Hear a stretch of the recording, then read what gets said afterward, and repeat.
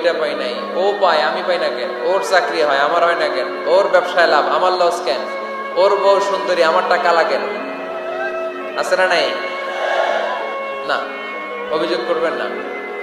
আপনি যে অবস্থানে থেকে অখুশি, আপনি যেই অবস্থানে থেকে আল্লাহর কাছে অভিযোগ করতেছেন, আপনার এই অবস্থানে আসার জন্য অনেকে আল্লাহর কাছে দোয়া করতেছে, ঠিক কিনা? কিন্তু আপনি এই অবস্থানে খুশি না।